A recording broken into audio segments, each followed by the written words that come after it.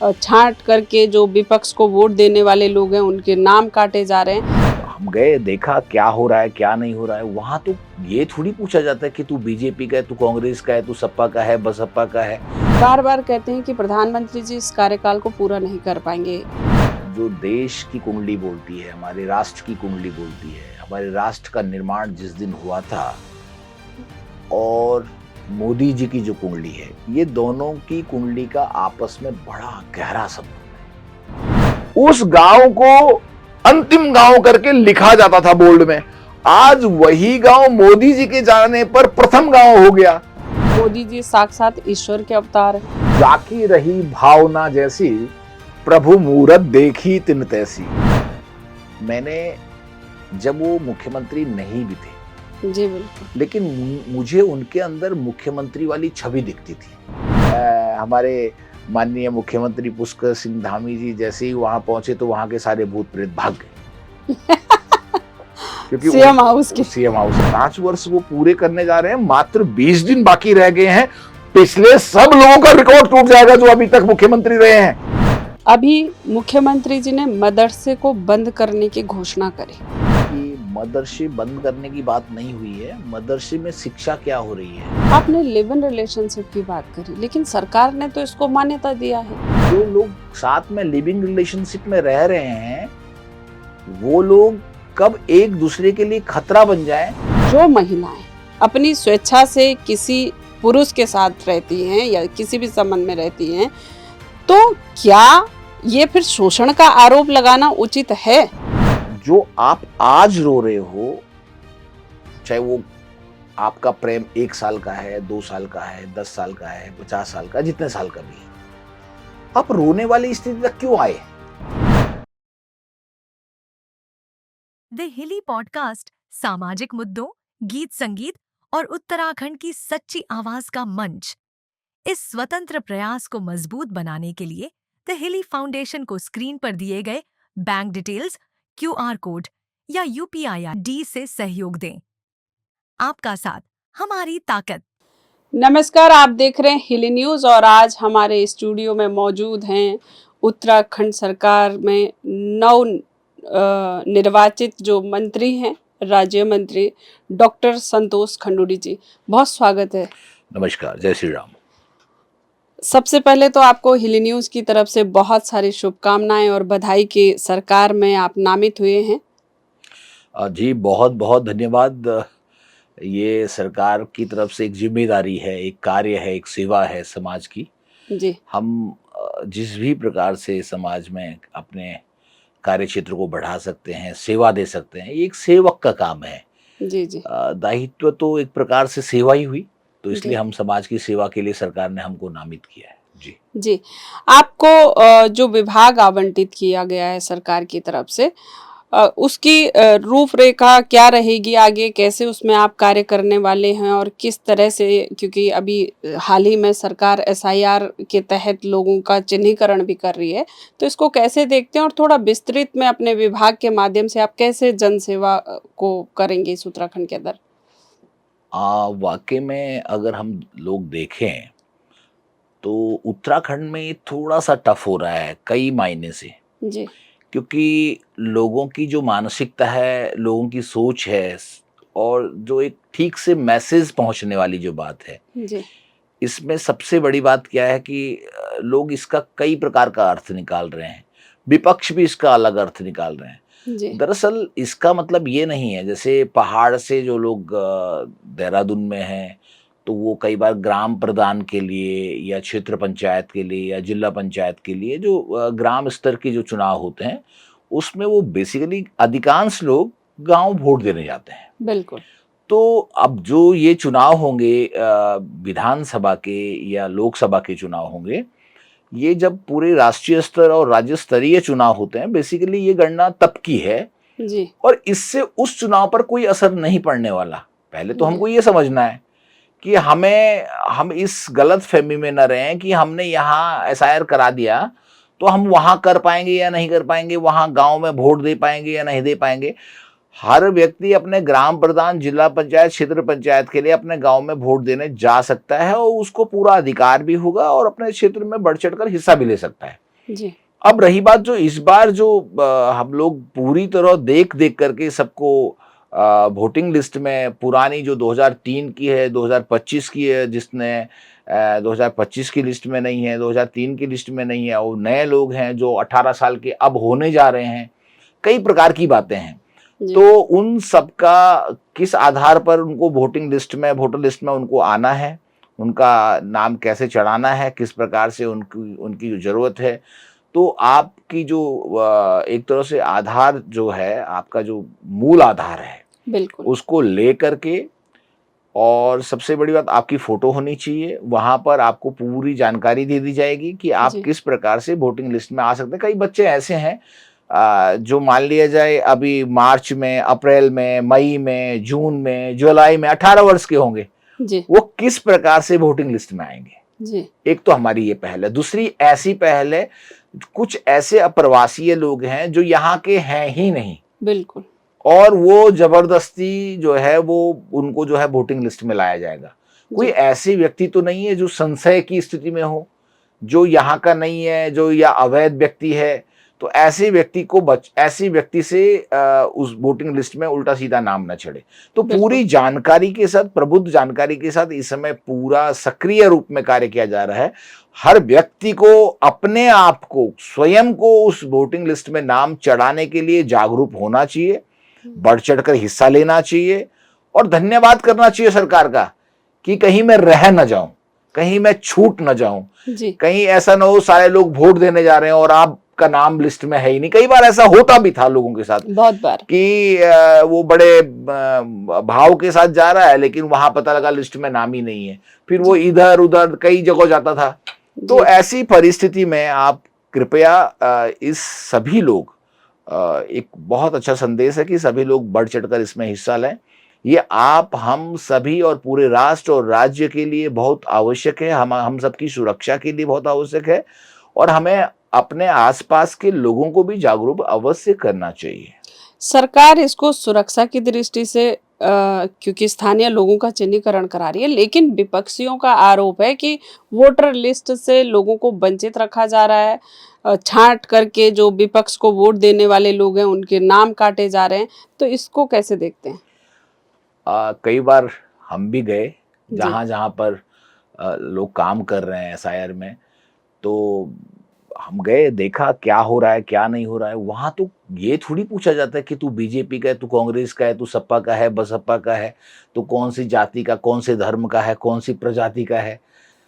ऐसी तो कोई बात होती ही नहीं है। जी, वहाँ पर तो जो भी आता है बड़े मान-सम्मान के साथ उसका जो है वोटिंग लिस्ट में, पहले लिस्ट में नाम देखा जाता है। जी, उसके बाद उसको जो है उससे प्रपत्र माँगे जाते हैं, उससे आधार कार्ड माँगा जाता है। अब जिस पे है ही नहीं, आधार कार्ड ही नहीं है, जो यहाँ का व्यक्ति है ही नहीं, जिसके पास किसी भी प्रकार की कोई जानकारी नहीं है, उसको आप कैसे चढ़ाओगे? जी, उस आप एक तरह से अपने राज्य के साथ, अपने लोगों के साथ गलत कर रहे हैं। जी, अब वो व्यक्ति उसी आधार को लेकर के आपने गलत चढ़ा दिया किसी ने, अब वो कहीं आतंकवादी निकल गया, कोई गलत आदमी निकल गया। और कितनी अच्छी बात कि ये सुरक्षा की दृष्टि से एक-एक व्यक्ति का मूल्यांकन भी हो रहा है। जी, कम से कम किस भवन में कितने लोग रह रहे हैं, किस जगह पर कितने लोग रह रहे हैं, वो लोग ठीक हैं, कहाँ से आए हैं, कितने साल से रह रहे हैं, कम से कम पूरी जानकारी तो प्राप्त हो रही है। अब इसमें विपक्ष अगर कुछ भी टिप्पणी करे तो मैं समझता हूं उनको या तो एसआईआर के बारे में पूरी जानकारी नहीं है, कृपया जानकारी रखें, और आप भी इसको धारण करें, इसमें सेवा दें और इसमें काम करें, और अपने आप को भी वोटिंग लिस्ट में नाम चढ़ाएं। जी। तो फिर आप कहां से रह गए, गलत क्या हो रहा है? अच्छा, बहुत सारे लोग जो बाहर के उत्तराखंड में काम-काज की दृष्टि से आते हैं, अपने रोजगार की दृष्टि से आते हैं, तो लोग क्या करते हैं, उनको किराएदार के तौर पर अपने घरों में रख लेते हैं और ऐसे में कई बार सुनने को मिला है कि बुजुर्ग दंपतियों की हत्या हो गई या लूट के भाग गए। तो क्या इसको भी एसआईआर में कहीं न कहीं लाभ मिलेगा? एसआईआर से इस तरह की घटनाओं से लोगों को सुरक्षा दी जा सकती है? और किराएदारों को रखने के लिए क्या-क्या लोगों को अवेयरनेस होनी चाहिए? इसके बारे में क्या कहेंगे? बिल्कुल, बहुत अच्छी बात कही आपने, लेकिन अभी क्या है, अब जैसे जो हमारा वाला विभाग है जनसंख्या विश्लेषण, तो इसमें बेसिकली जो हमारे पास जानकारियां होनी चाहिए कि कोई भी व्यक्ति किसी भी स्टेट, राज्य, ग्राम या नगर पंचायत में आता है, जी, वो व्यक्ति पहले तो ये तय करता है कि मेरा उद्देश्य इस जगह पर घूमने आया हूँ, काम के उद्देश्य से आया हूँ, या पढ़ने के उद्देश्य से आया हूँ, या कोई और कार्य के उद्देश्य से आया हूँ। और कार्य में बहुत सारी चीजें आती हैं, बिल्कुल, डकैती हो गई, मर्डर करना हो गया। अभी आपने देखा भी होगा कि बीच में कई प्रकार के लोग अपने स्टेट के बिल्कुल। लिए बहुत गलत गलत बयानबाजी कर रहे थे। जी, तो बेसिकली क्या है कि जो गलत सोच के साथ चाहे घूमने भी आया है, बिल्कुल, अगर उसकी सोच में उसकी विचारधारा गलत है, तो वो कहीं ना कहीं अपराधी है, बिल्कुल। ये तय है। तो अब यहाँ पे सरकार हर जगह तो मॉनिटरिंग कर नहीं पाएगी। तो यहाँ पर मैं एक व्यक्ति प्रत्येक उत्तराखंडी को बोलूंगा कि आपके पड़ोस में कौन है ये आपको जानकारी जरूर होनी चाहिए। जी, बिल्कुल। और अगर आपको जानकारी संशय है कि ये व्यक्ति कौन है, क्या है, रात को कितने बजे आ रहा है, कितने बजे जा रहा है, कि रात का काम है, दिन का काम है, तो एक बार उसकी मॉनिटरिंग जरूर नजदीक के थाने में बता दे, या किसी प्रबुद्ध जानकारी को वहां क्षेत्रीय कोई नेता हो उसको बता दे, या किसी वार्ड मेंबर को बता दे। पूरी तरह हर व्यक्ति को भी जागरूक होना चाहिए और पड़ेगा, क्योंकि यदि आपको सुरक्षित रहना है पूरे उत्तराखंड में, ये तो है नहीं कि हर जगह पुलिस पहुंच पाएगी, तो हम लोगों को खुद भी एक तरह से जागरूक होना पड़ेगा, अपने आस पास का ध्यान देना पड़ेगा। और कहीं ऐसा ना हो, कई बार क्या होता है पड़ोस में मर्डर हो गया, अभी हुआ भी ऐसा एक बल्लूपुर बल्लीवाला की तरफ, बिल्कुल, एक बुजुर्ग कोई रहते थे, तो उनके यहाँ कोई इस प्रकार से पता नहीं कब से रैकी कर रहा होगा, लेकिन वो बाद में अपने कार्य में एक तरह से वो हो गया, जी, उसने निपुणता प्राप्त कर दी। तो ये इस प्रकार का कहीं भी हो सकता है, कभी भी हो सकता है, किसी के साथ भी हो सकता है। तो इसलिए हमें हर व्यक्ति को जागरूक, किसी लड़की को किसी और व्यक्ति पे संशय हो, किसी बुजुर्ग को संशय, किसी औरत को संशय हो, किसी व्यक्ति को संशय, तो जरूर वो किसी न किसी से अपनी बातें रखें और निश्चित ही जागरूक हो जाएं। उत्तराखंड जो है देवों की भूमि कहलाई जाती है और ऐसे में तमाम पर्यटक जो हैं वो जी। तीर्थ की दृष्टि से भी यहाँ पर आते हैं, तीर्थयात्री आते हैं। ऐसे में अनेकों राज्यों से तो कनेक्टेड है ही, उत्तराखंड के बॉर्डर्स हैं, लेकिन अन्य कंट्रीज के भी बॉर्डर इस राज्य में कनेक्ट होते हैं अलग-अलग सीमाओं पर। तो क्या आप अपने स्तर से, क्योंकि आप जिम्मेदार पद पर हैं इस समय, सरकार का हिस्सा हैं, तो अधिकारियों को निर्देशित करेंगे कि भाई बॉर्डर जहाँ पर भी हैं, बॉर्डर्स पर जो लोग बाहर से आ रहे हैं उनका रजिस्ट्रेशन होना चाहिए ताकि कल को कोई घटना दुर्घटना ना हो, इससे सुरक्षित रहा जाए। बरोबर, आप ठीक कह रहे हैं। सरकार की कई एजेंसियां ऐसी हैं जी, जो बड़े गोपनीय तरीके से, जो सीमावर्ती क्षेत्र हैं, जी, हमारी जो सीमा है वो नेपाल से भी है, हमारी सीमा चाइना से भी है, और भी हम लोगों को जो अलग अलग राज्यों से हम लोग जुड़ते हैं, जी, यहाँ पर बेसिकली जो सीमा वाला क्षेत्र है वहाँ पर कई बार बहुत बारीकी से ध्यान नहीं दिया जा सकता है, जी, या पुलिस नहीं दे पाती, या सैनिक नहीं दे पाते। ऐसा नहीं कि नहीं देता, वहां पर कई प्रकार की ऐसी एजेंसियां जो काम कर रही हैं, जी, जो पूरी गुप्त जानकारी रखती कि ये व्यक्ति, जो भी व्यक्ति आया है, उसको स्कैन करके उसके बारे में पूरी जानकारी वो जुटा पाते हैं।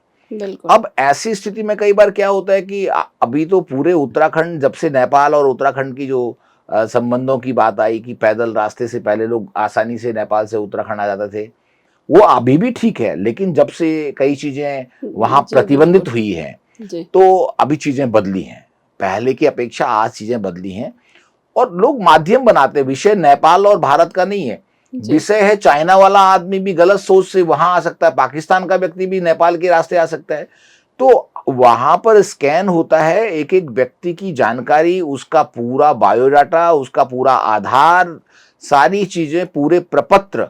अभी हमारे यहाँ जनसंख्या के आधार पर हम लोग एक एक सीमावर्ती क्षेत्रों में जितने भी संशयात्मक स्थान हैं, डाउटफुल जगह है, उन जगहों पर हम लोग जा करके हमारे जितने भी जिला स्तरीय डीएम साहब के पास वो रिपोर्ट आती है, हमारे एसपी एसएसपी साहब के पास वो रिपोर्ट आती है, और वो पूरी गुप्त, कुछ जानकारियां बड़ी गोपनीय होती हैं, जी। वो सीधा उच्च स्तरीय लेवल पे उसकी सूचना भेज दी जाती है, क्योंकि उससे हमें ये पता लगता है कि अभी तक हमारे राज्य में, राज्य के सीमावर्ती क्षेत्रों में, सीमावर्ती देश से जुड़ी हुई, अलग अलग देश से जुड़ी, सीमावर्ती अलग प्रदेश से जुड़ी हुई, केवल देश का मामला नहीं आता। कई बार क्या होता है कि यूपी और उत्तराखंड का बॉर्डर है, तो कई लोग ना यूपी में आते हैं, यहां उल्टा काम करते हैं, खटक से यूपी में घुस जाते हैं।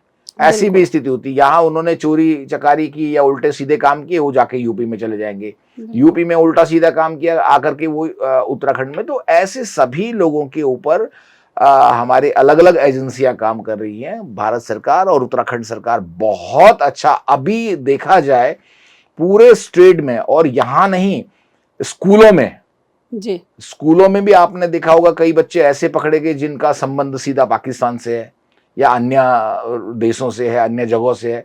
तो अभी बहुत अच्छा ये हो गया कि एक एक व्यक्ति के ऊपर मॉनिटरिंग हो रही है, एक एक व्यक्ति स्कैन हो रहा है, उसकी पूरी जानकारी जुटाई जा रही है, उसके उद्देश्यों को जाना जा रहा है, और उसकी मानसिकता को समझते हुए बहुत अच्छा काम इस समय हमारे उत्तराखंड सरकार कर रही है। और सबसे बड़ी बात कि मैंने आज तक नहीं देखा, अभी तक, एक तरह से कह रहे हैं कि 25 वर्ष हमारे पूरे हो गए हैं, तो इस 25 वर्षों में जो धामी सरकार, जो निर्णय उन्होंने लिए हैं, जो डिसीजन उन्होंने लिए हैं, सुरक्षा की दृष्टि से हम अगर बात करें, कई बार बड़ा ताजुब होता है कि आप गलती से भी 112 दबा देते हैं तो एकदम पुलिस जो है with in 2 minute, 3 minute, 4 minute के अंदर पहुंच जाती है। तो ये जागरूकता है, ये अवेयरनेस है। और हमारे राज्य में देवभूमि और एकदम हम लोग बॉर्डर से जुड़े हुए हैं, और कई प्रकार की यहाँ आध्यात्मिक, धार्मिक और स्पिरिचुअलिटी के लिए हमारा देवभूमि सबसे टॉप में जाना जाता है। देखा जाता है पूरे भारत का आभा मंडल है, ये मस्तिष्क है, चेहरा है। तो इसलिए यहाँ जागरूकता भी है, सुरक्षा भी है, शांति भी है, सद्भाव भी है। अभी प्रधानमंत्री जी ने रिकॉर्ड तोड़ा है। इस देश के अंदर जितने प्रधानमंत्री हुए, सबसे ज्यादा दिनों तक वो बतौर प्रधानमंत्री इस देश को अपनी सेवा दे चुके हैं। और उनका जो कार्यकाल रहा है, क्योंकि हिंदुत्व के नाम पर इस देश में उनको जाना जाता है कि हिंदुत्व की रक्षा के लिए मोदी जी पर विशेष लोग विश्वास करते हैं। ऐसे में आप कैसे देखते हैं प्रधानमंत्री जी के कार्यकाल को, और ये जो उन्होंने रिकॉर्ड तोड़ा है, इस पर क्या कहना चाहेंगे? देखिए, मैं बहुत बहुत बधाई देना चाहूँगा भारतीय जनता पार्टी को कि आपके, हम सबके पास एक ऐसे विलक्षण तपस्वी जो प्रधानमंत्री के रूप में भारत को मिले, भारतीय जनता पार्टी का जिन्होंने नेतृत्व किया, और पूरे देश का आज जो कर्णधार हैं कहेंगे हम, वाकई में ये दुर्लभ है जिन्होंने सबका रिकॉर्ड तोड़ दिया है। और 12 वर्ष का ये रिकॉर्ड अपने आप में एक बहुत बड़ी कामयाबी है। जिनके नेतृत्व में देश के कई इतने बड़े डिसीजन हैं जो असंभव थे, उन डिसीजनों से पूरा देश सुरक्षित महसूस कर रहा है अपने आप को, क्योंकि पूरे भारत को शांति का, सद्भाव का और सर्वे भवन्तु सुखिनो का देश कहा गया है। यहाँ से एक संदेश एक ही जाता है कि सभी सुखी रहें, सभी राम राज्य बैठे त्रिलोका, हर्षित गए भय सब शोका। तो वाकई में एक समय ऐसा था, बड़ा डर बना रहता था सबको, बड़े लोग भयभीत हुआ करते थे। लेकिन जब से मोदी जी आए और निश्चित उन्होंने कई प्रकार के ऐसे डिसीजन लिए, चाहे वो नोटबंदी का कहें, कोरोना के काल के बहुत ही विषम कालीन, चाहे 370 का मामला कहें, चाहे कई प्रकार के ऐसे बड़े डिसीजन हैं जो दुर्लभ हैं अपने आप में, जो भारत के इतिहास में, जिनका हमेशा, जिनकी गणना होगी, जिनकी प्रशंसा होगी, जिनकी चर्चा होगी, और ये हमारी हिस्ट्री के पन्ने बन गए हैं, हमारे इतिहास के पन्ने बन गए हैं, और 12 वर्ष उन्होंने पूरे कर दिए हैं। मैं तो कहूँगा कि हर देशवासी बड़े नम्र भाव से, बड़े सद्भाव से, हमने सभी लोगों ने उनके 12 वर्ष पर बड़े बड़े यज्ञ किए, बड़े बड़े अनुष्ठान किए कि वो दीर्घजीवी हों। वो हमारे यहाँ सिर्फ एक फाउंडेशन है कि आप इतने वर्षों तक ही आप राजनीतिक पद ग्रहण कर सकते हैं, इस अवस्था के बाद आपको रिटायर्ड होना होता है। लेकिन अभी भी अगर हम एक उम्मीद के साथ कहें, तो अगर आगे आने वाले 5 साल भी अगर रहें, तो वाकई में वो देश को कुछ नई दिशा की तरफ ले जाएंगे। जब अटैक किया था सिंदूर क्या बोलते हैं मिशन, जब वो किया था, तो सब महिलाओं को आज वो बड़े खुशी के साथ अपने पति को फौज में जाने पर बड़ी खुश होती हैं कि कम से कम हमारे नाम पर आज पाकिस्तान डरता है। जितने भी संकल्प लिए गए हैं, आज फौज हमारे जो सेना पर बैठी हुई कम से कम निडर होकर बैठी हुई है। पहले डरी हुई होती थी कि उधर से गोली चल रही, फिर भी वो इधर से कुछ नहीं कर सकते थे। लेकिन आज जितने भी निर्णय भारत सरकार ने लिए हैं, चाहे वो विदेश नीति के हैं, चाहे युद्ध नीति के हैं, चाहे व्यापार नीति के हैं, चाहे किसी प्रकार की नीति के हैं, वो निश्चित ही उसमें भारत आने वाले समय में बहुत आगे बढ़ने वाला है, ये तय है। फिर से एक नई कामयाबी, नया मिशन और नई जिंदगी कई लोगों को मिलेगी। आपको ज्योतिषाचार्य के रूप में भी उत्तराखंड में भी आप एक जाना माना चेहरा हैं, और उत्तराखंडी नहीं, देश भर में आपका नाम है। ज्योतिष रत्न के रूप में आपको कई बार अवार्ड भी दिया गया है। ऐसे में तमाम ज्योतिषाचार्य आप देखते होंगे सोशल मीडिया के माध्यम से कि बार बार कहते हैं कि प्रधानमंत्री जी इस कार्यकाल को पूरा नहीं कर पाएंगे, यानी कि 2029 से पहले उनकी सीट को कुछ ना कुछ खतरा बताया जाता है। तो आप भी ज्योतिषाचार्य हैं, कैसे देखते हैं अन्य ज्योतिषाचार्यों की भविष्यवाणी को? देखिए, हमारे यहाँ तो बड़ा सुंदर सा वर्णन है शास्त्रों में, और अगर हम ज्योतिष की दृष्टि से कहें जी तो पात्र को पात्रता मिलती है। जी तो मोदी जी जो देश की कुंडली बोलती है, हमारे राष्ट्र की कुंडली बोलती है, हमारे राष्ट्र का निर्माण जिस दिन हुआ था, और मोदी जी की जो कुंडली है, ये दोनों की कुंडली का आपस में बड़ा गहरा संबंध है। और ये हम तय नहीं करते हैं। हमारे यहाँ बड़ा सुंदर लिखा है, प्रकृतिर पंचभूतानि गुणालोकस्त्रियस्तथा। आप अपने स्वभाव में, अपनी प्रकृति में, अपने गुणों में क्या क्या लेके जी रहे हो, आपको आपके स्वभाव के हिसाब से मिलता है। ये कोई ज्योतिषी तय नहीं करता इस बात को। और मैं एक बात और कह दूं, कोई पार्टी भी तय नहीं करती है। लिखति मपि ललाटे ही शारदाम सर्वकालम तथापित गुणो नामिम पारमीशम नयाति। आपके भाग्य में जब तक जिस सीट पर बैठना तय होगा, आप कुछ भी करिए, वहां से कोई हटा नहीं सकता है। वो बहुत कई जन्मों के तप, जब पुण्य जब संचित होते हैं, उनका बड़ा बैंक बैलेंस होता है, तब कहीं जाकर के कोई राजा का निर्माण होता है। और कोई आसान नहीं है वो, कोई भी जन्म का। आप इस समय आपने अपना स्वभाव कैसा बनाया वो मायना नहीं रखता है। आपके पहले संचित पुण्य क्या है, आपका पुरुषार्थ कैसा है, आपका परमार्थ कैसा है, आपके कार्य करने का। जो बड़े बड़े तपस्वी हैं, बड़े कई पूरा जीवन जिन्होंने कंदराओं में जिन्होंने व्यतीत कर दिया, उन्होंने सिर्फ सहनशीलता, त्यागाय संवित्यर्थानाम सत्यया मितभाषिणाम यशसे बीजिगीषुणाम प्रजाए ग्रहमेदिनाम। जो पूरी प्रजा, पूरे भारत को राज्य देश करके नहीं, मेरा घर है, अयम निजो परोवेति गणनाम लघुचित सम उदार चरिता नाम तो वसुदेव कुटुंबकम। वो जो तपस्वी कंदरा में बैठ के तपस्या कर रहा है, वो पूरी धरती को अपना कुटुंब समझ के कर रहा है। जो हमारे राज्य, हमारे देश का जो राजा है, वो पूरे भारत को अपना परिवार समझ रहा है। और जब इस प्रकार का भाव रखेगा तो सबसे पहले क्या सचे? सबसे पहले सुरक्षा। बिल्कुल, पहला काम, अब हम जिंदा रहेंगे तभी तो हम खाएंगे। पहली सुरक्षा, दूसरी भोजन व्यवस्था, तीसरा कपड़ा, फिर घर। इस प्रकार से हमारे देश के महामहिम मान्य प्रधानमंत्री जी, उन्होंने एक एक बिंदु को बड़ा सोच विचार कर उस पर कार्य किया। पूरा शासन प्रशासन बड़े बारीकी से उस पर काम कर रहा है, बड़े सूझबूझ के साथ कार्य कर रहा है और बड़ी समझ के साथ कार्य कर रहा है। आसान नहीं होता है, बहुत तप करना पड़ता है। पहले तो आपके मन की बात जुबान तक नहीं आती। कई लोग ऐसे होते हैं, अरे यार मैं भूल गया, ऐसी बातें होती हैं।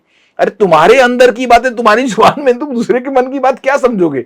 एक व्यक्ति जो आपके शीर्ष पद पर बैठा है, कितने करोड़ जनसंख्या है हमारे देश की, एक एक व्यक्ति एक एक कोने में बैठा हुआ। आप देखिए कि हमारे देश का सबसे दूरगामी क्षेत्र कौन सा है? चमोली जिला। बिल्कुल। चमोली जिला का सबसे बैकवर्ड गांव कौन सा है? पुराना मतलब सबसे लास्ट गांव, जिसको सबसे पहला गांव कहा उन्होंने, नीति माणा गांव। माणा, वहां जाके उन्होंने कार्यक्रम किया। अब सोच देखिए ना उनकी, मतलब उनके विचार, आप उनके कार्यक्रमों से उनकी रूपरेखा, उनका विश्लेषण करिए कि एक व्यक्ति पूरे देश को देखने वाला गांव, पूरे देश का अंतिम गांव, जिसको आपने तो वहां पढ़ा भी होगा, बोर्ड लगे हुए हैं। बिल्कुल बिल्कुल। आज जिसका बोर्ड ही चेंज कर दिया, मोदी जी गए, सोच बदल गई वहां की। उस गांव को अंतिम गांव करके लिखा जाता था बोर्ड में, आज वही गांव मोदी जी के जाने पर प्रथम गांव हो गया। बिल्कुल। तो जिसके किसी जगह पर आने से वहां की विचारधारा भी बदल जाए, वहां लोगों में एक सकारात्मकता आ जाए। एक बार आपने सुना भी होगा कि मोदी जी के नाम पे चुनाव जीत रहे हैं। एक बार नहीं, रोज ही बार मतलब शुरू में हम बोलते थे, अब तो खैर वो एक वही हो गया, एक तरह से ब्रांड ही ब्रांड बन गया मोदी भाजपा जी। के। और केवल भारत में नहीं है, ये कई देशों में है। आज हम कई बार बोलते तो उनके गुणों की चर्चा करते हैं कि मोदी जी केदारनाथ में आए और उन्होंने वहां तपस्या की, साधना की, चिंतन, अरे पूरे देश के लिए की, उन्होंने नहीं की, वो पूरे देश की सोच को लेके बैठे थे वहां। मैं अपने देश को कैसे संभालूं, कैसे सुरक्षित करूं, कैसे संपन्न बनाऊं। वो कहे मोदी जी ने, पूरा भारत बैठा था, केवल मोदी जी एक व्यक्ति है तो देखा जाए पूरा भारत उस गुफा में बैठा था। तो मोदी जी अकेले पूरे भारत का, पूरे सही दिशा में, सही गणनाओं के साथ, सही चिंतन के साथ बहुत तपस्या उन्होंने की है और निरंतर वो तप करते हैं। कई बार ऐसी स्थिति आती है कि वो अकेले में होकर के इस देश की अर्थव्यवस्था, इस देश की सामाजिक व्यवस्था और कई प्रकार की व्यवस्थाओं को देखकर वो भी अकेले में भावुक हो जाते हैं, वो भी अकेले में नम्र हो जाते हैं। वो अंदर से बहुत कोमल हृदय के हैं, बहुत अत्यंत सरल हैं। बहुत सारे भाजपा के नेताओं के बयान आते हैं कि मोदी जी साक्षात ईश्वर के अवतार हैं। देखिए, जाकी रही भावना जैसी, प्रभु मूरत देखी तिन तैसी। मैं जैसी कल्पना कर रहा था वैसा मोदी जी ने कर डाला। अब आप तो कल्पना कर रहे थे, अब आप कई बार मैं ऐसा करूंगा कल से, मैं वैसा करूंगा, लेकिन आप खुद तो नहीं कर पा रहे। लेकिन आप सोच रहे थे मोदी जी अगर ऐसा कर लेते तो। अब आपने मैसेज भी नहीं भेजा उनको, कहीं से कोई खबर से भी नहीं भेजा, किसी न्यूज चैनल से भी नहीं भेजा, लेकिन फिर भी मोदी जी ने दूसरे दिन वैसा ही कर दिया। आपकी मन की सोच को मोदी जी ने करके दिखा दिया। तो उनके लिए तो वाकई में भगवान है। तो जाकी रही भावना जैसी, आप देखिए कोई बड़ी बात नहीं है। लोग पत्थरों में परमात्मा देखते हैं, किसी शिलाओं में भगवान देखते हैं, वो तो उनकी तो आकृति है, उनका तो स्वरूप है, उनका तो भगवानों जैसा काम भी है। कई लोगों को बचा दिया उन्होंने। सोचिए कई फौजी, जिन लोगों की स्थिति उनके मरने के बाद या फौज में रहने के बाद कैसी स्थिति होती थी, आज उन फौजियों को इतना सम्मान मिल गया। कई लड़कियां, कई कन्याएं जो भयभीत थी अपने देश, अपने राज्य में रह करके, आज कितनी बड़ी बात हो गई, सब अपने आप को सुरक्षित महसूस कर रहे हैं। तो ऐसे ही इसी ट्रेंड पे हमारे राज्य के मुख्यमंत्री पुष्कर धामी जी भी कर रहे हैं, बिल्कुल उसी ट्रैक पे चल रहे हैं, उसी रास्ते पे चल रहे हैं। तो आप अब सोचने वाली बात है कि आप कहां तक जा सकते हो। वो कहते हैं ना कि भाई ये 100 मीटर दौड़ने वाला है तो उसकी पोजीशन वैसी होगी, ये 200 मीटर वाला है, ये क्या होता क्रॉस कंट्री, मतलब 5 किलोमीटर, 10 किलोमीटर, 20 किलोमीटर, तो वो शुरू में धीरे धीरे चलता है। तो ऐसे हमारे धामी जी भी लंबी रेस के घोड़े हैं, वो धीरे धीरे धीरे धीरे धीरे रे मना धीरे सब कुछ होए। इस प्रकार से निश्चित उनका जो कार्य करने का, देखिए समाज का काम तो अपना काम है, उनको तो जितनी क्रिटिसाइज बुद्धियां करना। उन्होंने तो बोलना ही बोलना है, सब उनके लिए सब कुछ बोल रहे हैं, क्या फर्क पड़ता उससे। जो लोग नहीं भी जानते थे वो भी जानने लग गए कि कितने अच्छे हैं। फिर क्या होता है, सामने वाला जब दुष्प्रचार करता है किसी के बारे में तो वो सर्च करता है, यार ऐसा है क्या वाकई में। तो जब सर्च करते हैं, अरे ऐसा भू कानून लाना, ऐसा लब जिहाद, थूक जिहाद, भूमि जिहाद सब खत्म कर दिए हैं। अवैध जितने कब्जे थे, आप सोचिए कि आपके रजिस्ट्रार ऑफिस में जहां इतनी रजिस्ट्रियां, कितने लोग वहां जेल चले गए। आपने ज्योतिषी के रूप में जी, जिस मुख्यमंत्री आवास में वर्तमान में मुख्यमंत्री रह रहे हैं, एक लोगों में भ्रामक स्थिति पैदा होती थी कि उस बिल्डिंग में जो मुख्यमंत्री रहे वो तो कार्यकाल पूरा कर ही नहीं पाए, तो डर के मारे बहुत से मुख्यमंत्री वहां जाने को तैयार ही नहीं थे। और ऐसी मिथ्या को आपने कैसे खत्म कर दिया? क्योंकि जब मुख्यमंत्री जी ने वहां प्रवेश किया तो तमाम देश के न्यूज चैनल में दिखाई दिया कि आचार्य संतोष खंडूड़ी जी वहां विधि विधान से पूजा पाठ कर रहे हैं। तो शास्त्रों का कितना असर होता है, वैदिक मंत्रों का कितना असर होता है, और ये भ्रम आपने तोड़ के दिखाया कि उसी बिल्डिंग में रह करके मुख्यमंत्री 5 साल का कार्यकाल पूरा करने वाले दूसरे मुख्यमंत्री हो रहे हैं एनडी तिवारी जी की बात। मैं आपको सही बात कहूं तो हम कुछ करने वाले नहीं हैं जी। ये सब प्रकृति में तय है, सब कुछ क्लियर है कौन काम क्या करेगा। देखिए जैसे आप भोजन बनाते हैं तो नमक का काम नमक करता है, मसाले का काम मसाले करते हैं, यानी हल्दी हल्दी का काम करते हैं, धनिया धनिया का काम करता है, तो जाके स्वाद बनता है। ये बात मैंने इसलिए बोली, मैंने जब वो मुख्यमंत्री नहीं भी थे, जी बिल्कुल, लेकिन मुझे उनके अंदर मुख्यमंत्री वाली छवि दिखती थी, एक स्वभाव दिखता था, एक कैरेक्टर दिखता था, एक व्यक्तित्व दिखता था। तो हमारा काम तो सिर्फ ये था, बिन सत्संग विवेक न होई, राम कृपा बिन सुलभ न सोई। हमने तो एक तरफ से हनुमान जी को ये दिलाना था कि भाई हनुमान जी तुम उड़ भी सकते हो, तुम छोटे भी हो सकते हो, तुम बड़े भी हो सकते हो, पूजा ये काम करती है। बिल्कुल। वो अगर हम कहें तो धामी जी को मैंने पुष्कर धामी जी हमारे जो माननीय मुख्यमंत्री जी हैं, मैंने उनके अंदर एक बात बड़ी गजब देखी है, डेडिकेशन, समर्पण है, त्याग है, जिस कार्य को कर मतलब सोचते हैं उसको करके रहते हैं। और हमारे यहाँ बड़ा अच्छा कहा है, शिव संकल्प मस्तु। वो महादेव के बहुत बड़े उपासक हैं, मानसिक। और कई बार मैंने देखा भी है ये चीज कि वाकई में वो जब पूजा में बैठते थे तो बड़े नम्र हो जाते थे। तो कई बार ऐसा भी होता है कि जो चीज गलत है, खराब है, बेकार है, वहां कोई सिद्ध पुरुष पहुंच जाता है। मोदी जी हमारे माननीय मुख्यमंत्री पुष्कर सिंह धामी जी जैसे ही वहां पहुंचे तो वहां के सारे भूत प्रेत भाग गए। क्योंकि सीएम हाउस मतलब वहां के बात भी नहीं कहूंगा, वो कहीं भी, हाँ मतलब मैं ये नहीं कहूं कि वहां, वो अगर कहीं पे भी, वो शमशान घाट में भी वो सीएम आवास होता, वो किसी जगह पर भी होता, लेकिन एक समर्पित राज्य के लिए एक व्यक्ति जहां भी जाएगा वहां से नेगेटिव चीजें अपने आप भाग जाएगी, ये तय है। आज जहां जहां पुष्कर धामी जी जाएंगे, जो चीज चल नहीं रही होगी, जो काम नहीं, जो विभाग बिल्कुल सुसुप्त पड़े हुए थे, आज पुष्कर सिंह धामी जी की वजह से वो विभाग खूब दौड़ने लग गए हैं, हर जगह फटाफट काम होने लग गया है। आपके कई विभाग होंगे, कई देख रहे होंगे आपके कितना जल्दी काम हो रहा है। तो वाकई में उनके आने से एक जागरूकता आई है, वास्तु अपनी जगह पर है, वो भी अपनी जगह पे है, और दूसरी बात सरकार के द्वारा इतना बड़ा प्रोटोकॉल उस स्थान पर है। वैसे भी पहले लोग बोलते थे, आपने बचपन में भी ये कहानी सुनी होगी, खाकी वर्दी से भूत भी डरता है। तो जहां खाकी वर्दी वाला बाहर खड़ा हो आपके चौखट पर, तो वहां कौन भूत आ जाएगा भाई? बिल्कुल। वहां पूरे सरकार के सारे संसाधन वहां हैं, सारे यंत्र मंत्र तंत्र वहां हैं, सारी व्यवस्थाएं वहां हैं, किसी प्रकार की कोई कमी नहीं है, संपूर्ण साधनों से युक्त वो भवन है, पूरे प्रोटोकॉल में वो भवन है, पूरे सिस्टम में वो भवन है, तो वो तो स्वाभाविक ऊर्जावान है। बिल्कुल।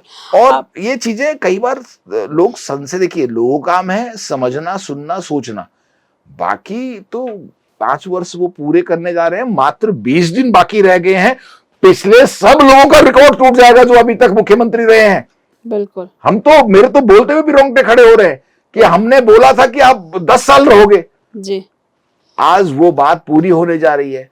मोदी जी की आप बात कर रहे थे कि वो आधे समय में, मैं कह रहा हूं वो भी पूरे 5 साल पूरे करेंगे। जी। पार्टी का नियम है, पार्टी ने अपना सिस्टम बनाया है, सरकार ने थोड़ी बनाया है। बिल्कुल। सरकार ने तो कहा जब तक आप स्वस्थ हैं तब तक सरकार चलाओ, बिल्कुल। तो ये इस प्रकार की व्यवस्था है। अभी सरकार में आप भी नामित हुए, इससे पहले भी 30-35 लोगों को नामित किया था सरकार ने। जी। ऐसे में विपक्ष अब सवाल उठा रहा है कि भाई अब सरकार जाते जाते लॉलीपॉप बांट गई है, और फिर जब उत्तराखंड आर्थिकी की तंगी से जूझ रहा है, ऐसे में दायित्व दे देना उनका, फिर आर्थिक भार किस पर पड़ेगा, ये तमाम तरह के सवाल विपक्षी कर रहे हैं। इसको कैसे देखते हैं? पहली बात तो विपक्ष को ये समझ में आना चाहिए कि दायित्व यदि किसी को बट रहा है तो समाज की सेवा करने के लिए। हम कोई दायित्व लेकर के कोई पैसा खाने के लिए राज्य का या कुछ ऐसा नहीं है। हम समाज की सेवा, समाज के बीच जाकर एक एक व्यक्ति को सुनना, समझना, उनकी अवधारणाओं को जानकर उनकी जरूरत को पूरा करना, एक जिम्मेदारी के साथ। दूसरा विषय आता है कि यदि विपक्ष कहता है कि भाई इतने लॉलीपॉप दे दिए, अभी लॉलीपॉप क्या दिए भाई? ये तो जो व्यक्ति 20 सालों से काम कर रहा, 30 सालों से काम कर रहा, उसको थोड़ा अधिकार दे दिए कि तुम इस फील्ड में काम करो। आपके एनडी तिवारी जी की सरकार में तो 100, 150, 200 आदमियों को जो है आपको, आपने जो है जिम्मेदारी दी, आपने राज्य मंत्री बनाया, पता नहीं क्या क्या बना दिया, तब हमने नाम ही नहीं सुने थे, ऐसे ऐसे नाम बना दिए।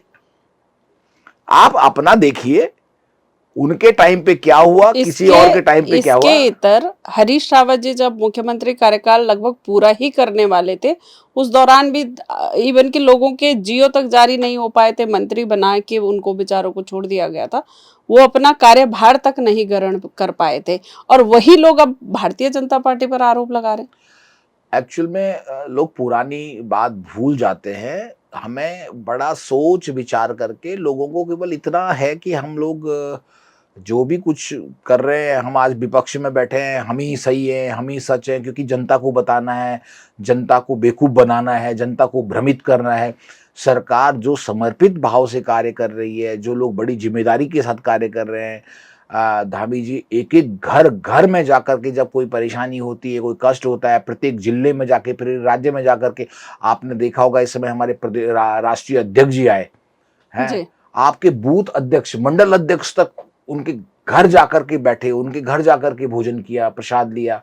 मतलब एक सोच देखिए, मैंने आपको बोला हमारे प्रधानमंत्री एकदम अंतिम गांव तक जा रहे हैं। हमारे जो माननीय राष्ट्रीय अध्यक्ष हैं, वो जो है एक बूथ और मंडल अध्यक्ष। विषय ये नहीं है कौन क्या है, कौन क्या नहीं है, विषय ये है कि एक एक व्यक्ति से संपर्क करना। हम लोग जो जितने भी सरकार के जिम्मेदार लोग हैं, हमारा एक ही कर्तव्य है कि हर व्यक्ति तक सरकार की योजनाओं को पहुंचाना, सरकार से जोड़ना, और सरकार के प्रति ये विश्वास दिलाना कि सरकार आपके लिए कार्य कर रही है।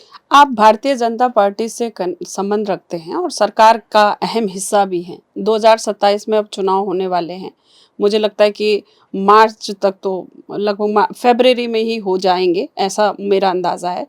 तो कितनी तैयारियां हैं और कैसे देख रहे हैं कि 27 में क्या सरकार रिपीट करेगी? क्योंकि ज्योतिषाचार्य भी आप हैं, तो ज्योतिषीय गणना के अनुसार भी बताइए, और अपनी भारतीय जनता पार्टी से संबंध रखने के हिसाब से भी बताइए कि कितनी और कैसी तैयारियां हैं। देखिए, मुझे अपना बचपन से और आज तक का याद है, मैं 1994 में अखिल भारतीय विद्यार्थी परिषद से जी। जब हम लोग पार्टी के एक सक्रिय कार्यकर्ता कहें, मैं उस समय जिला प्रमुख था विद्यार्थी परिषद में, तो हमको एक चीज हमेशा समझ में आती थी कि हमें कैसे काम करना है। आज सोचिए उस समय क्या स्थिति थी और आज क्या स्थिति है। आप जब प्रत्येक व्यक्ति के प्रति आपकी सरकार कार्य करती है, एक एक व्यक्ति से आपकी सरकार संबंध रखती है, एक एक अधिकारी को ये याद दिलाना है कि भाई समाज के प्रति सरकार ने जितनी भी योजनाएं, जो भी कुछ जो डिसीजन लिए हैं प्रत्येक गांव के लिए, प्रत्येक व्यक्ति के लिए, आप उन योजनाओं को ठीक प्रकार से पहुंचाएं। जी।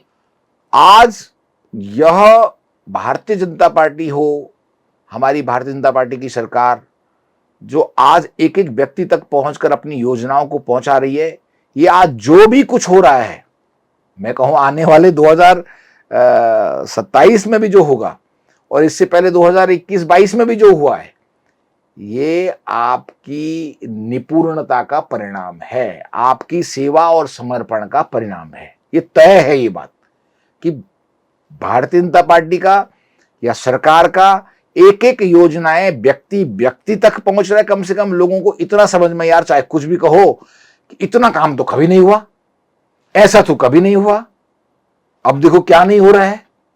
तो इतनी योजनाओं को लेकर के प्रत्येक व्यक्ति तक पहुंचाना, प्रत्येक गांव तक पहुंचाना, अंतिम व्यक्ति तक पहुंचाना, ये सरकार का बहुत बड़ा काम है। निश्चित ही ये योजनाएं जितने भी लोक हित में जो जितनी भी योजनाएं आई हैं सरकार की, वो कुछ सोचने का विषय नहीं है कि आएगी या नहीं आएगी, ये तय है।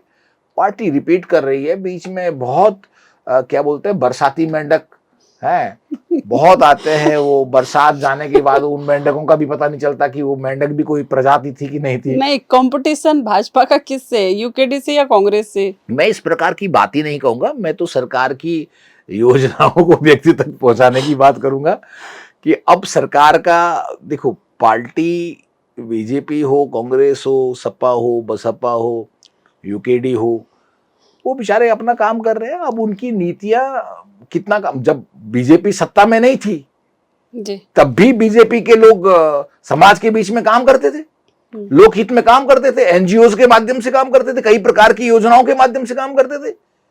आप एक बात बताइए, जहां जहां आपदाएं आती थी, पार्टी, हमारी पार्टी को, हम लोग को सरकार में नहीं थे, तब भी हम उन आपदाग्रस्त मतलब वहां जाकर के लोगों की सेवा करते थे। हम जन जन तक तब भी थे, आज भी हैं। तो कितनी बड़ी बात, भूल गए सब लोग। सरकार तुम्हारी थी, कांग्रेसियों की थी, उस समय कहां थे? उस समय भी बीजेपी के लोग आपके ही सीमा में काम कर रहे थे। तब आपने किसी का पीठ नहीं थपथपाई, एक भी योजना के लिए आपने ये नहीं कहा भाई ये तुम भी काम करो। आज पार्टी, आज सरकार अच्छा काम कर रही है, तो लोग निश्चित, मुझे लगता है कि फिर से पार्टी को मौका देंगे, अवसर देंगे, और इस अवसर के पास साथ जो है पूरा राज्य और देश आगे बढ़ेगा। हाईकमांड ने तो देखिए लगभग ठप्पा लगा दिया कि वर्तमान जो चुनाव होगा वो धामी जी के नेतृत्व में होगा। आपने देखा होगा, अमित शाह जी आते हैं, वो कहते हैं कि धाकड़ धामी नहीं, ये धुरंधर धामी है।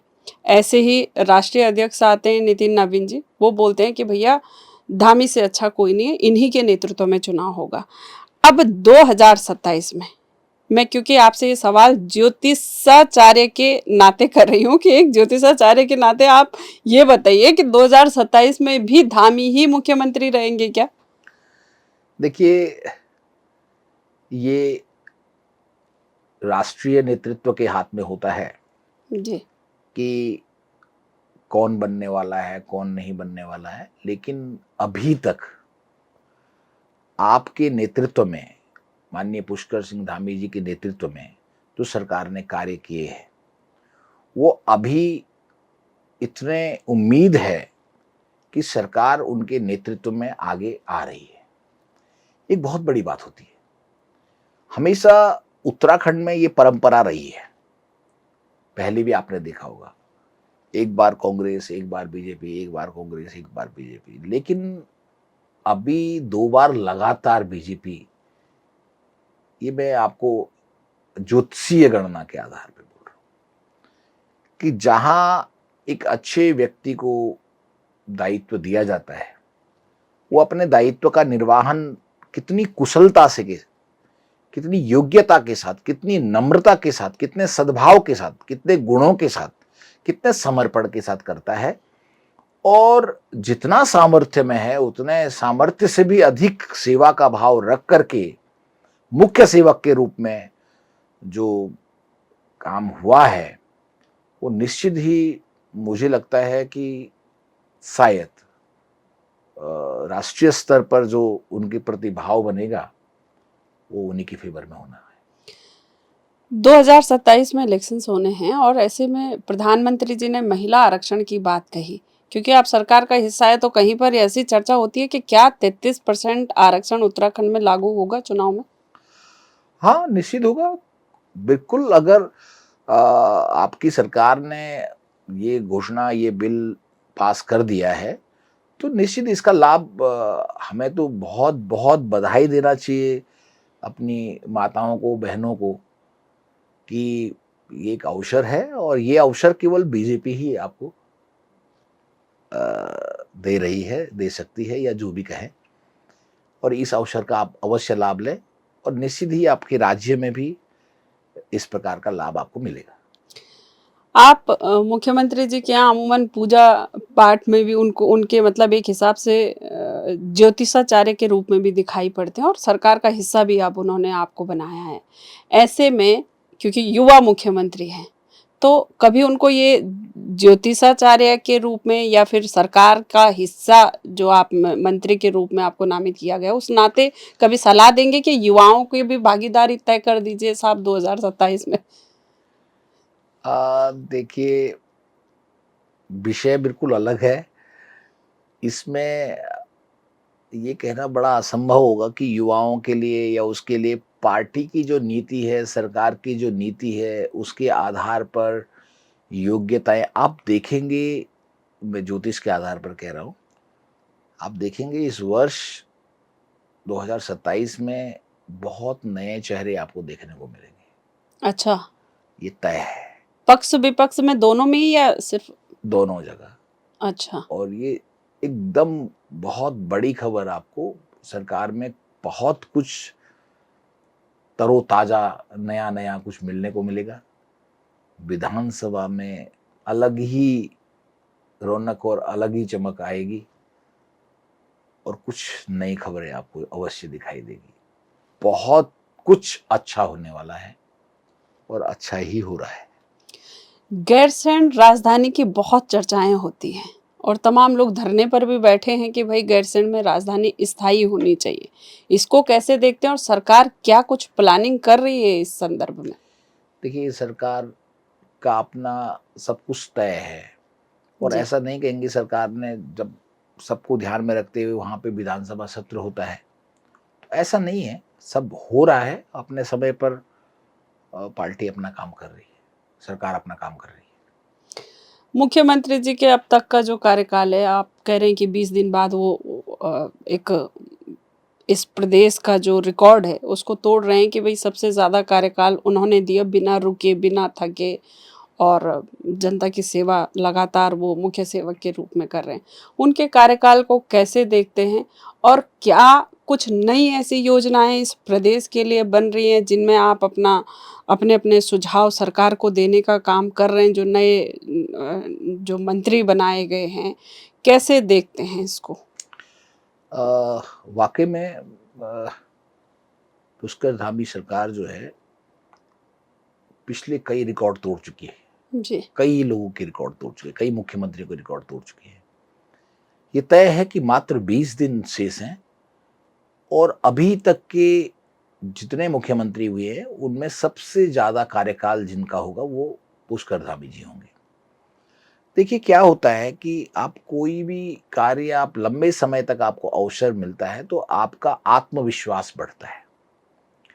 आत्मविश्वास का अभिप्राय इतना है कि मैं समाज के हित में और कितना बेहतर कर सकता हूं और अच्छा कितना कर सकता हूं। और ये उनकी हमेशा भावना रही है। उन्होंने कभी मैं नहीं हम की भावना रखी है। मैं तो उन्होंने कभी सोचा ही नहीं, और हम सभी की वजह से ऐसा पूरे राष्ट्रीय नेतृत्व, माननीय प्रधानमंत्री जी, माननीय अमित शाह जी और राष्ट्र के बड़े बड़े नितिन नवीन जी, हमारे राष्ट्रीय अध्यक्ष, ऐसा कह करके सभी लोगों की प्लानिंग, विचारधारा और किस हिसाब से एक-एक व्यक्ति तक सरकार की रीति नीति का लाभ हो, इस प्रकार की योजना पर वो निरंतर काम कर रही है। और इसीलिए उनको आत्मविश्वास भी है कि मेरे को इतना, मैंने अगर किसी दिशा निर्देश पर कार्य किया है तो लोक हित में किया, समाज के हित में किया। बाकी तो सब चीज अपने हिसाब से अपने समय पर होती है, लेकिन एक रिकॉर्ड टूटना, एक इतना बड़ा कार्य होना, ये अपने आप में बहुत बहुत बधाई है, बहुत बड़ी कामयाबी है। आप संस्कृत के विद्वत हैं और इसके अलावा संस्कृति, धर्म इसके भी बड़े ज्ञाता हैं। अभी मुख्यमंत्री जी ने मदरसे को बंद करने की घोषणा करी। इसको कैसे देखते हैं? और इसी के साथ एक सवाल और जोड़ना चाहूंगी कि गुरुकुल पद्धति शिक्षा बेहतर थी या आज की शिक्षा बेहतर है? देखिए, दोनों विषय बिल्कुल अलग है कि मदरसे बंद करने की बात नहीं हुई है। मदरसे में शिक्षा क्या हो रही है, जी, वहाँ पढ़ाया क्या जा रहा है। उनको सिर्फ ये कहा गया कि आपको राष्ट्रीय शिक्षा नीति से जोड़ा जाए। जी, आपकी जो व्यक्तिगत शिक्षा है, उससे आपके जो मदरसे में जो पढ़ने वाले बच्चे हैं, वो कितने एम्प्लॉय हो रहे हैं, वो किस प्रकार का रोजगार प्राप्त कर सकते हैं। आपके लिए रोजगार के साधन, आपका चौमुखी विकास हो, इस प्रकार का कार्य सरकार कर रही है। सरकार का उद्देश्य किसी को अनपढ़ बनाना नहीं है। बिना सर्टिफिकेट, बिना प्रमाण पत्र की शिक्षा आप दे रहे हैं, और शिक्षा क्या दे रहे हैं, ये तमाम विषयों पर सरकार ने कार्य किया और सरकार ने निर्णय लिया। जैसा करना था मदरसे के प्रति, वैसा सरकार ने कर डाला। एक विषय, हमारी जो प्राचीन पद्धति थी गुरुकुल परंपरा, गुरुकुल परंपरा आज एडवांस, जहां एआई का जमाना है, आपके इस नए युग के समय में हर बच्चा एक अलग तरीके से शिक्षा पढ़ना चाहता है। पहले पार्टी में पढ़ते थे, उसके बाद बिल्कुल, बुक्स आई, उसके बाद आज आज लैपटॉप लेके या एक छोटा सा है ना, मोबाइल जैसा वो लेकर के, संसाधनों को लेकर के आप शिक्षा में आप पढ़ाई कर रहे हैं। आपके पास किसी प्रकार आज बहुत ही टेक्नोलॉजी एकदम फर्क पड़ गई है। आप एक बटन के अंदर सारे सब्जेक्ट हैं, सारे विषय हैं, एक ही छोटे से लैपटॉप के अंदर। तो हमारा सिर्फ ये कहना है कि शिक्षा एडवांस हुई है, परंतु जो आश्रमों की पद्धति थी, जो आश्रमों का रहन सहन था, जो वहाँ का लाइफस्टाइल था, वो व्यक्ति को स्वभाव से नम्र करता था, सरल करता था। आज जितने क्राइम हो रहे हैं, आगे बच्चे, जो नई जनरेशन है, वो शादी नहीं करना चाहती है, विवाह नहीं करना चाहते हैं, वो आगे की जनरेशन नहीं बढ़ाना चाहती हैं। तो जब जनरेशन बढ़ेगी नहीं तो एक टाइम क्या होगा, देश बिल्कुल, की, पूरे देश का भविष्य क्या होगा। तो बड़ा खतरनाक ये एक मैसेज है कि हम लोग, हमारा खान पान कैसा है, हम सब लोग जंक फूड पर डिपेंड हो गए हैं। आगे की जो जनरेशन है वो बहुत कमज़ोर है, फिजिकली भी कमज़ोर है और मेंटली भी कमज़ोर है। मेंटली इस सेंस में कहेंगे कि उनके अंदर पेशेंस नहीं है, सहनशीलता नहीं है, किसी को सम्मान करने की भावना नहीं है, किसी के प्रति सद्भाव नहीं है, प्रेम नहीं है। सब लोग अपने माँ पिताजी का सम्मान नहीं तो पड़ोसी का या अपने रिश्तेदार का सम्मान क्या करेंगे। तो बहुत सारी चीज़ें हैं। वाक़ई में शिक्षा नीति, शिक्षा प्रणाली पे काम ज़रूर हो रहा है, पर अ, विद्यालयों में जो व्यवस्था है, वहाँ बच्चे किस प्रकार के चरित्र को धारण कर रहे हैं, वो एक शिक्षित होने के बाद भी, अच्छी पढ़ाई लिखाई होने के बाद भी, वो पूरी तरह भय वाला माहौल। कोई भी लड़की आज किसी लड़के के साथ सुरक्षित नहीं है। पता नहीं कौन कब किसको मार दे, कब झगड़ा हो जाए। तो ऐसी विषम परिस्थितियां देखने को मिल रही है। जब लिविंग रिलेशनशिप वाली बात आती है, वो इतना भयावह वाला माहौल है कि आपके 10 दिन आपकी बनी, आप रह गए, 10 दिन बाद झगड़ा हुआ, पता लग रहा वो किसी और के साथ मिले। वो ना लड़का सुरक्षित है, ना लड़की सुरक्षित है। तो ये कई प्रकार की जो पद्धति है, ये हमारे कॉलेजों से, हमारे स्कूल से, निश्चित संस्कार की पाठशाला भी जरूर चलाना चाहिए। जिस प्रकार सरकार ने धीरे धीरे योग क्लास, योग का एक सब्जेक्ट जो है हर स्कूलों में कंपलसरी कर दिया है, वही योगाचार्य संस्कार की पाठशाला भी जरूर चलाए। और निश्चित जो वर्तमान जो अभी हमारे यूथ हैं, जो पढ़ने वाले बच्चे हैं, उनके स्वभाव पर जरूर काम करें। आपने लिव इन रिलेशनशिप की बात करी, लेकिन सरकार ने तो इसको मान्यता दिया है। मान्यता दिया है, लेकिन आप जो लोग साथ में लिविंग रिलेशनशिप में रह रहे हैं, वो लोग कब एक दूसरे के लिए खतरा बन जाएं, ये सरकार को थोड़ी पता है। ये तो केवल उन दोनों को ही पता है। ठीक है, 10 लोग लिविंग में रह रहे हैं, 10 में से 3 लोगों की आपस में झगड़ा हो गया, बहुत बुरी स्थिति हो गई, वो दोनों एक दूसरे के खून के प्यासे हैं। तो क्या ये कितना सही है, कितना गलत है? ठीक है, एक हद तक एक दूसरे का आप सपोर्ट कर रहे हो, आप एक दूसरे को मान रहे हो, समझ रहे हो, लेकिन आप अगर लिविंग में रह भी रहे हो तो कम से कम विद्यालय में, कॉलेज में, यूनिवर्सिटीज में ये होना चाहिए भाई, पहले समझो। आप एक दूसरे के धन के आकर्षण में, रूप के आकर्षण में न फंस करके या किसी और आकर्षण में न फंस करके आप अपने जीवन को पहले सही दिशा की तरफ ले जाए। कहीं कि जिस लाइफ स्टाइल को आप जी रहे हैं ये खतरा न बन जाए। ये आने वाले 2 साल बाद क्या होगा, ऐसे नेचर के साथ मैं रह पाऊंगा या नहीं रह पाऊंगा? आज पति पत्नियों में इतने तलाक हो रहे हैं, विवाह होने के बाद भी तलाक हो जाता है। तो जो लिविंग में रहेगा उनकी तो कोई जिम्मेदारी नहीं है। मेरे मन में एक और सवाल आता है आपकी इस उत्तर से कि लिव इन रिलेशनशिप को सरकार ने जहां अलाउड किया, तो एक तो उससे देखिए कहीं ना कहीं भारतीय संस्कारों में भी मुझे लगता है कि दखल है एक हिसाब से कि भाई शादीशुदा आदमी किसी के भी साथ रह सकता है, अलाउड है, या शादीशुदा महिला किसी और के साथ भी रह सकती है, अलाउड है। तो कहीं ना कहीं ये संस्कारों के खिलाफ भी है। और दूसरा, मैंने आज के समय में, मैं भी महिला हूँ और इस नाते मैं देख रही हूँ इस समाज में लगातार कि बहुत सारी महिलाएं ऐसी हैं कि जो शादीशुदा पुरुषों के साथ अपनी स्वेच्छा से रहती हैं और उसके बाद सडनली कुछ एक दिन बाद, जैसे आप कह रहे हैं कि वो किसी भी प्रकार के आरक्षण के आकर्षण की वजह से रहते हैं, और उसके बाद सडनली एक आरोप लगा देते हैं, कोर्ट में जाके या मुकदमा कर देते हैं कि भाई मेरा तो शोषण हो गया। तो इसको कैसे देखते हैं? देखिए, सरकार कभी भी किसी के अधिकारों का हनन नहीं करती है। सरकार कभी भी किसी को बंधन में नहीं रखती है। सरकार कभी किसी को मजबूर नहीं करती है। सरकार का काम है हर व्यक्ति को सरलता से, सुगमता से उसके लक्ष्य की प्राप्ति। माना आपने कुछ चीज सोची, वो आपको मिल जाए। अब उस लक्ष्य के पीछे का उद्देश्य क्या है, वहां तक सरकार थोड़ी सोचेगी। अब कोई किसी से प्रेम कर रहा है और फिर बाहर वाले से भी कर रहा है, फिर पति का मर्डर हो रहा है या बॉयफ्रेंड का मर्डर हो रहा है, इस यहां तक सरकार ने नहीं सोचा। सरकार ने सिर्फ आपको यह कहा कि आप थोड़ा ओपन माइंडेड हो जाए, खुला दिमाग रखें, खुला मन रखें, खुला मस्तिष्क रखें। और उन्होंने सिर्फ इस पद्धति पे कि क्या पता एक दूसरे की सलाह से एक दूसरे का जीवन चल जाए।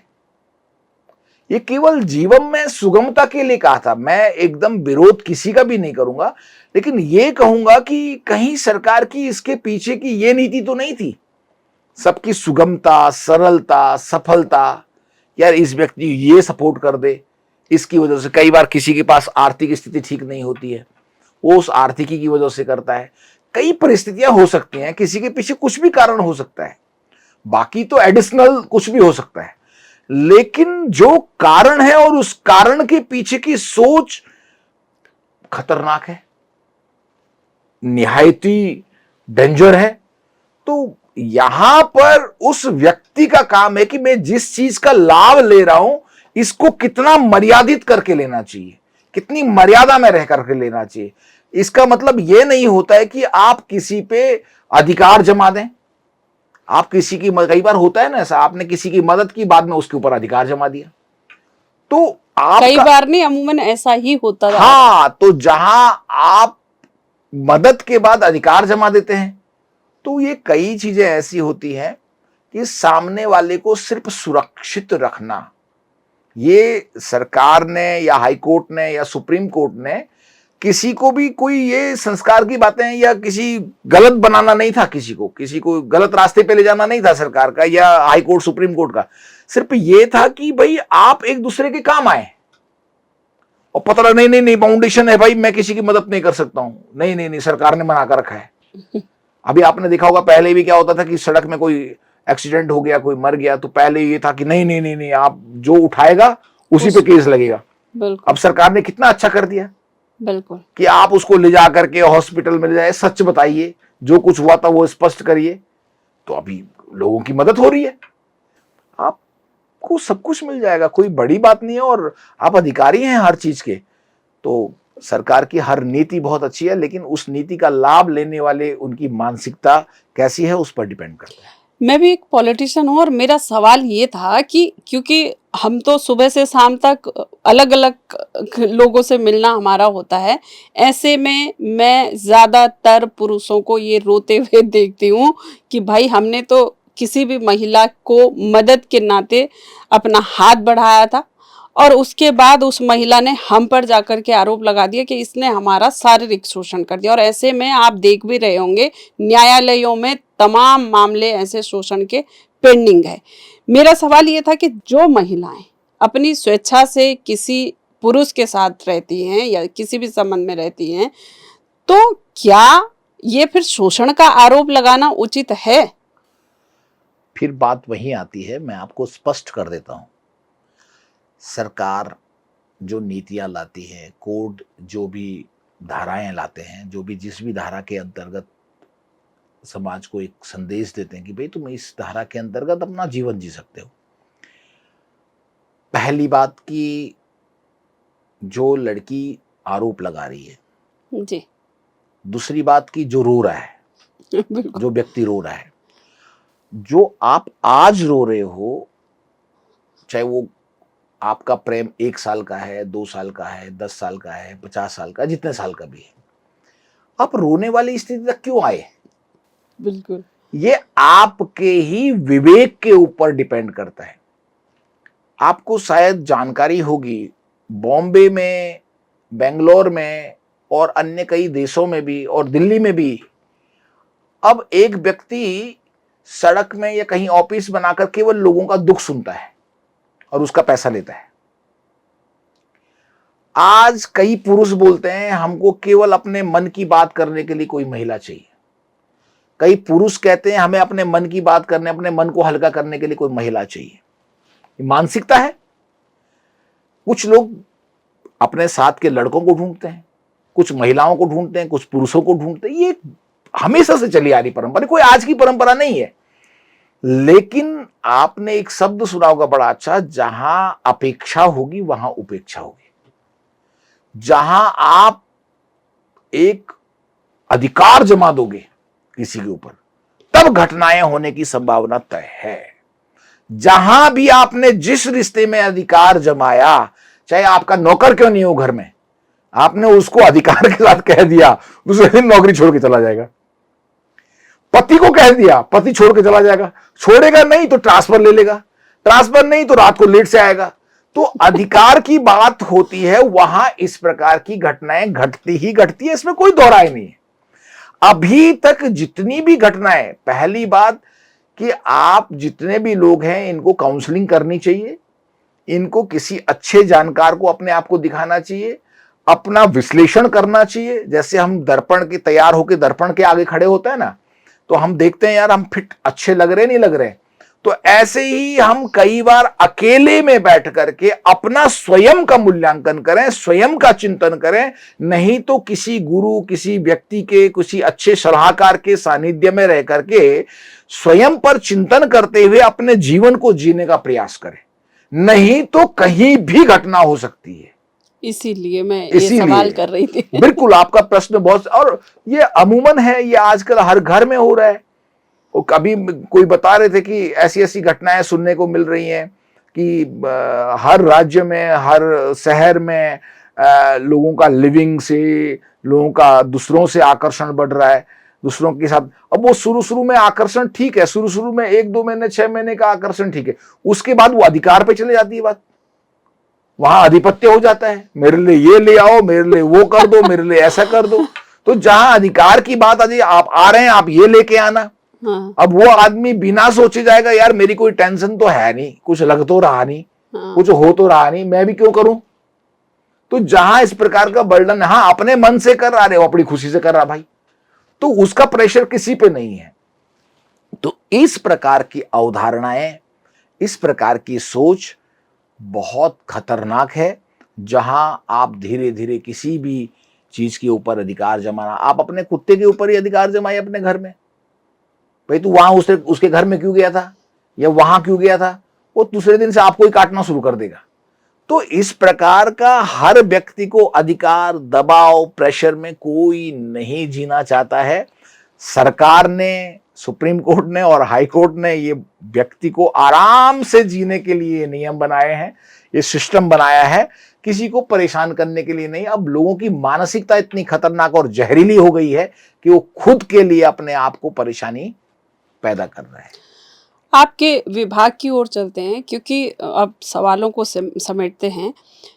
आपने अभी कार्यभार ग्रहण कर ही लिया, तो क्या-क्या अपने दिमाग में ऐसे विभाग के अंदर कार्य प्रणाली आपने तय करी कि भाई मैं अधिकारियों के साथ बैठक करूँगा और ये निर्देश मैं अधिकारियों को दूँगा कि 6 महीने जो अभी आपके पास कार्यकाल रहने वाला है, 6 महीने या 8 महीने का, उस पीरियड में आप सरकार को अपने विभाग के ये काम करके सौंपेंगे?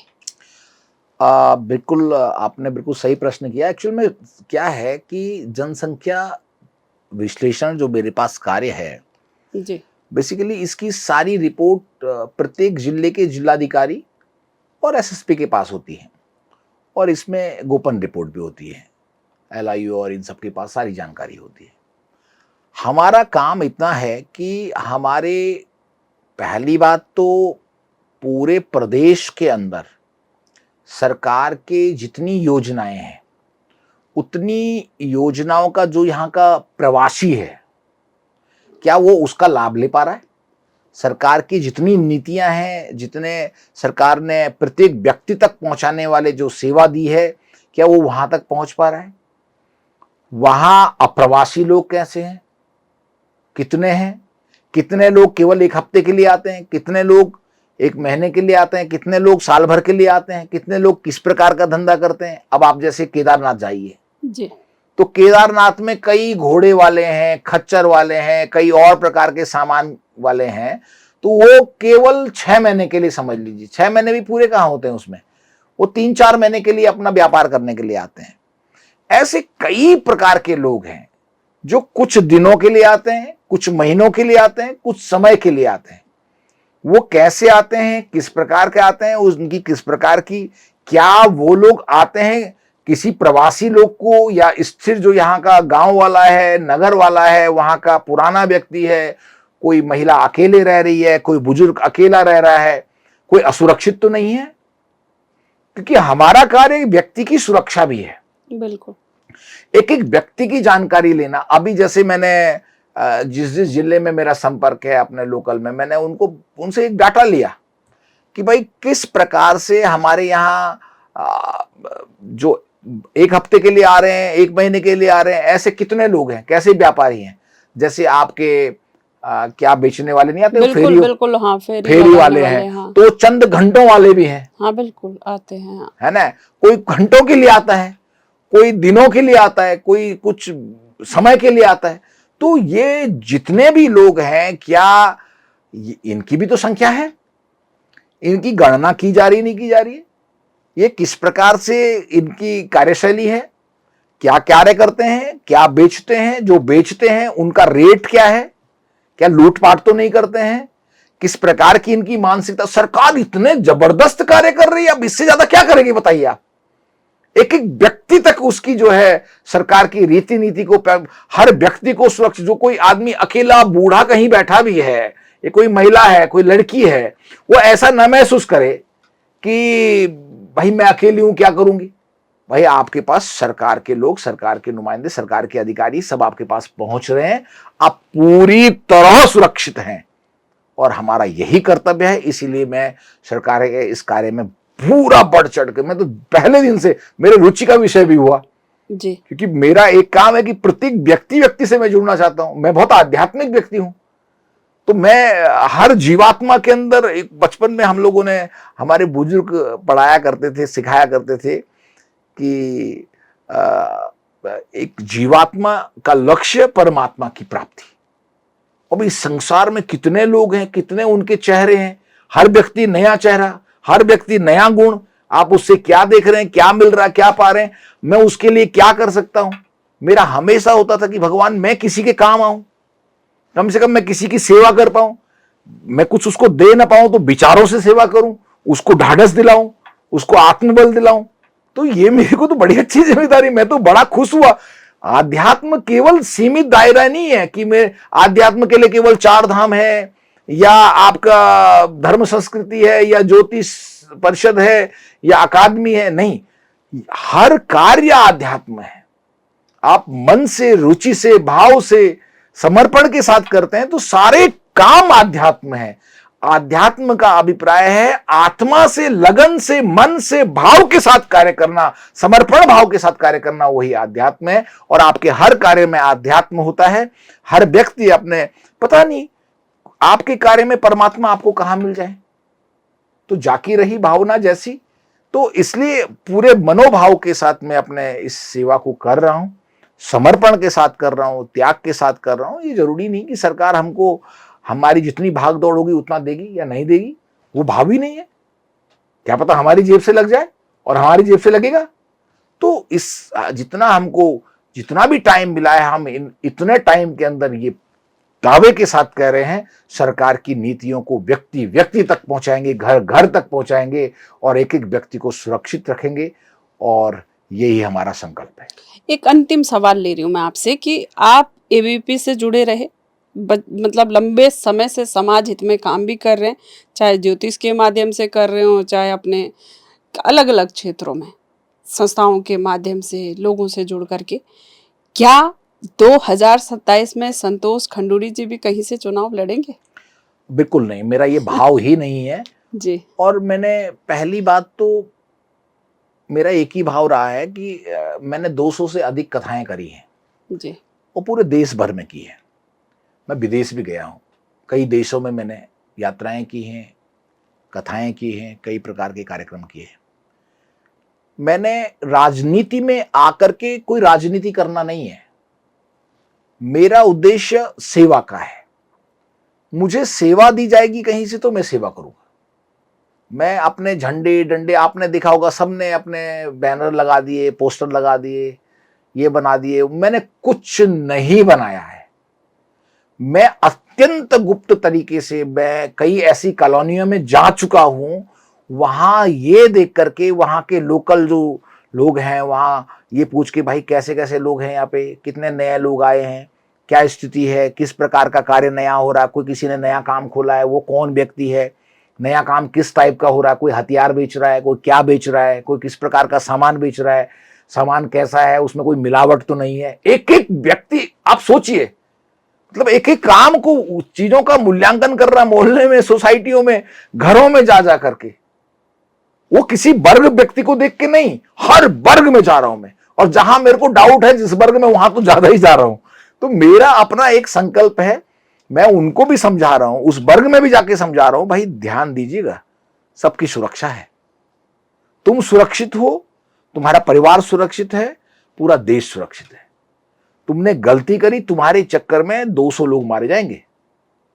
उन्हें भयभीत भी करता हूं, इसलिए गलत काम मत करना, उल्टे सीधे काम मत करना।